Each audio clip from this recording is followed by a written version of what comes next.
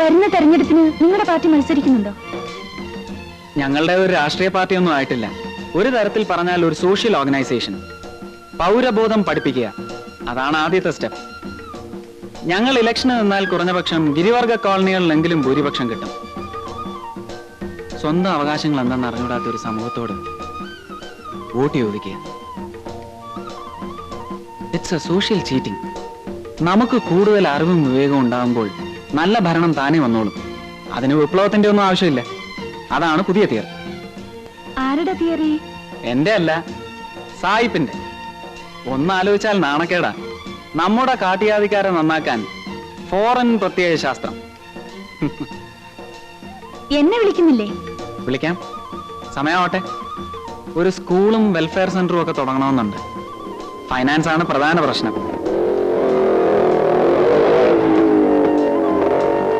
ഇത് ഞങ്ങളുടെ ഒരു പ്രവർത്തകനാണ്, രാജു.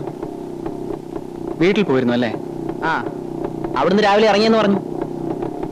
ഇടയ്ക്ക് ഞാനൊന്ന് കറങ്ങി. അത് മനസ്സിലായി. ഇത് ലക്ഷ്മി. ഹലോ. ഹലോ. ഞാൻ പോട്ടെ, വരട്ടെ.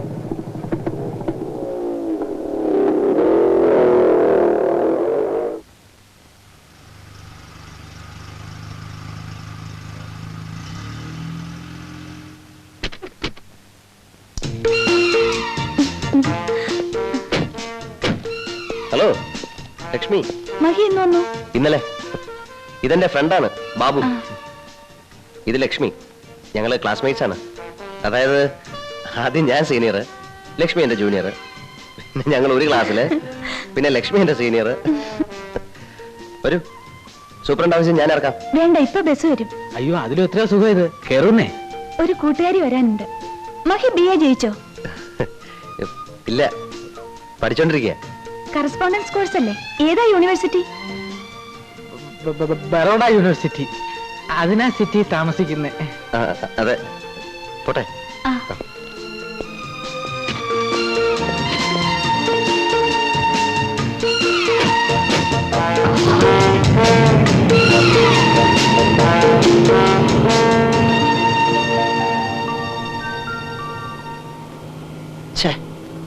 മാനം പോയല്ലോടാ. അവൾ എന്നെ കളിയാക്കാൻ തന്നെ ചോദിച്ചാ അല്ലടാ? അതെ അതെ. അല്ലല്ലയാ, എന്താ നിന്റെ ഡയലോഗിൽ ഒരു സോഫ്റ്റ് കോർണർ, ഒരു ശൃംഗാരം? പ്രേമം അവക്കോ? അല്ല, എനിക്ക്. അപ്പൊ അവളോ? അവള് പ്രേമിക്കും, ഇല്ലെങ്കിൽ പ്രേമിപ്പിക്കും. എവിടെ അടിച്ചും നിന്നായിരുന്നു ആ ഒറ്റ. ഒന്ന് തുറക്കണ്ടേ?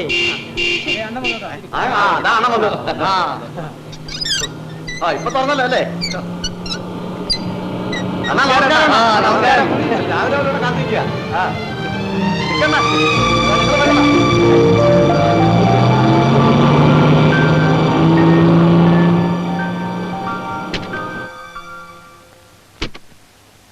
അണ്ണാ, അണ്ണന്റെ വാച്ച്മാനൊരു മോശമാണ്. രാവിലെ മുതൽ ഞങ്ങളിവിടെ നിൽക്കുക. എന്നാ ഗേറ്റ് ഒന്ന് തുറന്നു തരാൻ പറഞ്ഞു, തുറന്നില്ല. എന്നാ ഈ 2 ദോശയും ചായയും പുറത്തേക്ക് തരാൻ പറഞ്ഞു, അതും തന്നില്ല. കാഞ്ഞ വയറാ. നിനക്കൊക്കെ വെച്ച് വിളമ്പി തരാൻ ഇതെന്തോ കൊട്ടാരം വക ഊട്ടുവരെയോ? അപ്പോ അണ്ണൻ വലിയ രാജാവാണെന്ന് പറയുന്നതോ? ഡാടാ, കൂടുതൽ സോപ്പും വേലയൊന്നും വേണ്ട. വന്ന കാര്യം എനിക്ക് മനസ്സിലായി. കോളേജ് ഇലക്ഷൻ നടന്നു, പതിവ് പോലെ നിങ്ങൾ തോറ്റു. ഇന്ന് യൂണിയൻ ഉദ്ഘാടനമാണ്. അത് കല്ലെറിഞ്ഞ് കലക്കണം അല്ലേ? അതെ. അയ്യടാ, ഞാനില്ല. ഞാനിതൊക്കെ നിർത്തിയിരിക്കുക. ദൈവനോട് ചോദിക്കേ. അച്ഛൻ തമ്പുരാൻ ഇന്ന് രാവിലെ എന്തോ പറഞ്ഞേ? പിന്നെ ഒരു അലമ്പിലും ചെന്ന് പെടരുത്, പുണ്യാളനായി ജീവിച്ചോണം, എന്തോ പാര വരുന്നുണ്ടെന്ന് കേട്ടോ? ഞാൻ രാവിലെ കുളിച്ചു തൊഴുത് പുണ്യാളനായിട്ട് ഇവിടെ വന്നിരിക്കുന്നു. ദയവ് ഇതെന്നെ പിഴയാക്കരുത് പ്ലീസ്. ഇത് റിക്വസ്റ്റാ.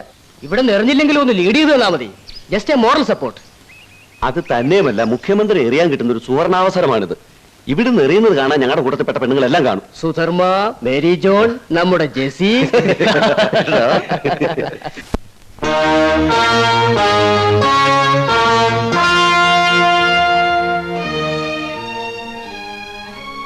മിസ്റ്റർ നായർ ഇതൊരു തീരുമാനമൊന്നും പറഞ്ഞില്ല. അതെ, ഇത്രയും സമയം ഞാൻ അത് ആലോചിക്കുകയായിരുന്നു.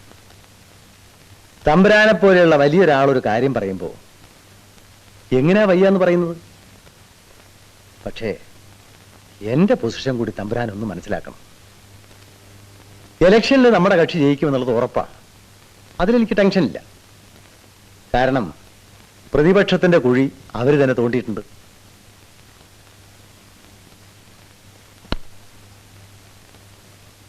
തമ്പുരാൻ അറിയാമോ, 40ഓളം മുൻമന്ത്രിമാര് മത്സരരംഗത്തുണ്ട്.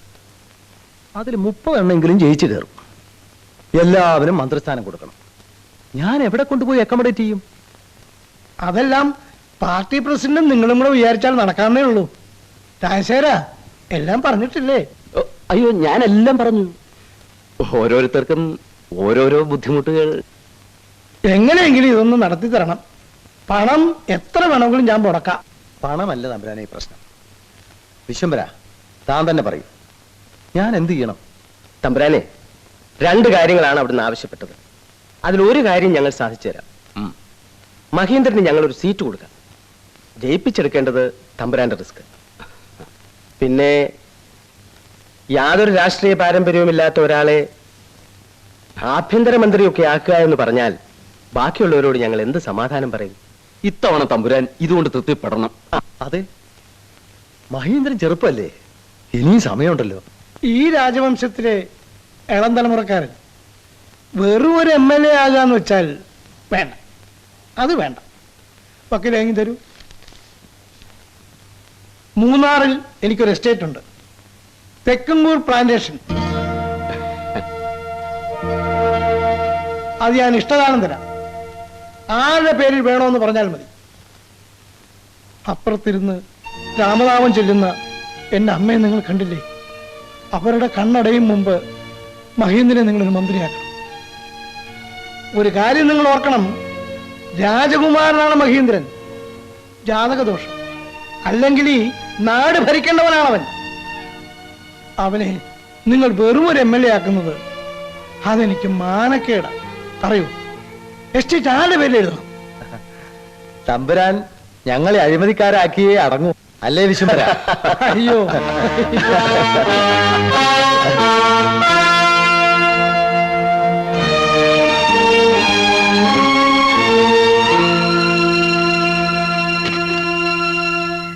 ഞാൻ വാക്ക് പറയുന്നില്ല.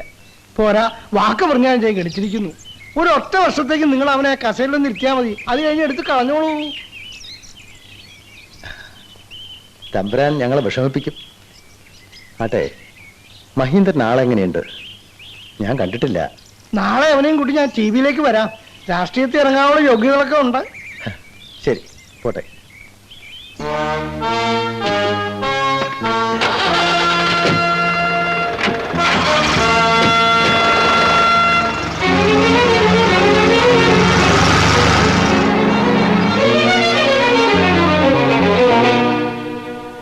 അവിവേകം പൊറുക്കണം തമ്പുരാനെ. ലക്ഷക്കണക്കിന് രൂപ വിലയുള്ള എസ്റ്റേറ്റ് എഴുതി കൊടുത്തിട്ട് 1 വർഷത്തേക്ക് മാത്രം മന്ത്രിയാക്കണമെന്ന് പറഞ്ഞാ അത് എന്തൊരു നഷ്ടക്കച്ചവടാ.